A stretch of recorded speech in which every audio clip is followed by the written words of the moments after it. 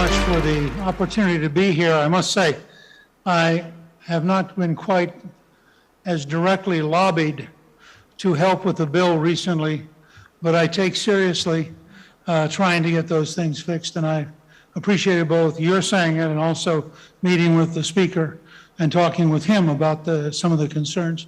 It's to me and to my wife, Callista, who was ambassador to the Vatican, it's a great honor for both of us to be at the Summit for Peace on the Korean Peninsula.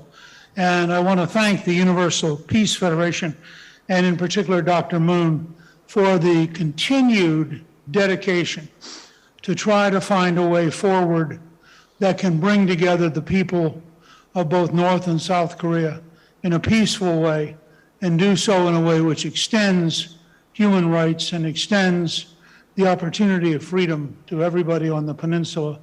And I want you to know that there are an amazing number of Americans who are committed to helping, including, frankly, a very large number of Korean Americans who form a very vibrant and very important part of the American system, and increasingly are winning public office and showing up as members of Congress in ways that increase their impact.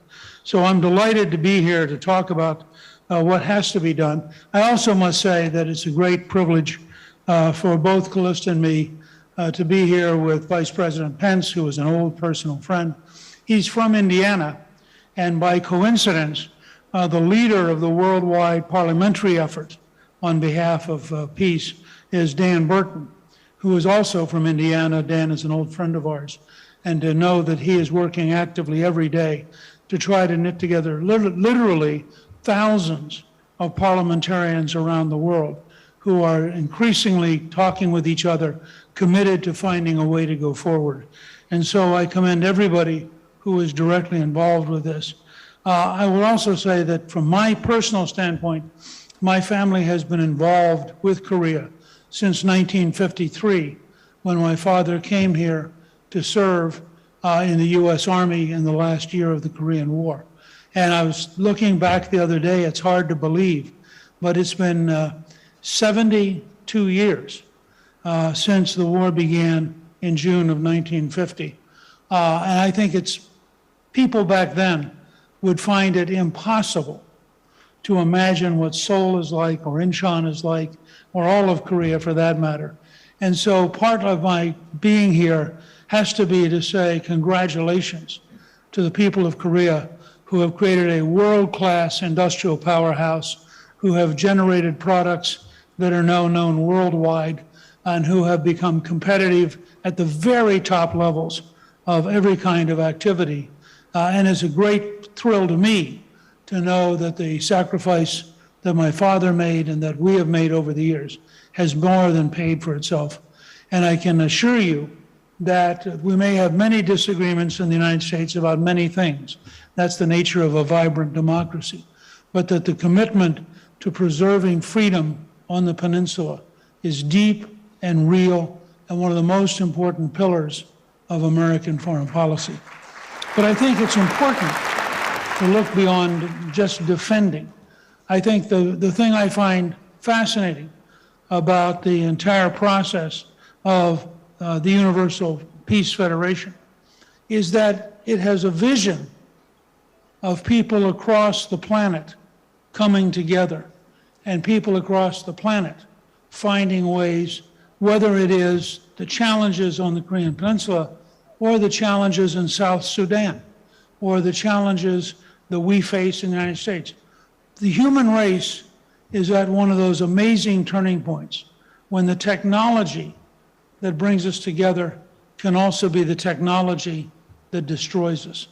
And I think these efforts, this commitment to talk together, to bring together the kind of really remarkable groups that come from all over the world to this kind of a conference, to make friendships, to go back home realizing that you have things in common that allow you to build a better future. I think all this is very, very vital.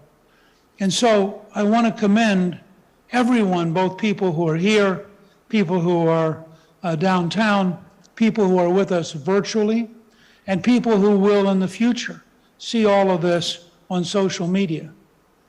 The human race will move forward to safety, to prosperity, and to freedom only if good people take the time, show the courage, and get involved. And let me say finally, and I say this with all of us wearing masks, and I'm allowed to take mine off just long enough to speak to you. The truth is, we will move beyond this. We have before. We will again. And as we move beyond this, because of the work of Dr. Moon, because of the work of the Universal Peace Federation, there is a real opportunity for us to move together as people of all nationalities and to find a dramatically better future. It is an honor to be here. I hope each of you will consider yourselves ambassadors for freedom, ambassadors for peace, and ambassadors for reaching out to others and helping them understand how much the future of all of us depends on talking rather than fighting, depends on cooperating rather than conflict, and depends on listening to each other and learning from each other.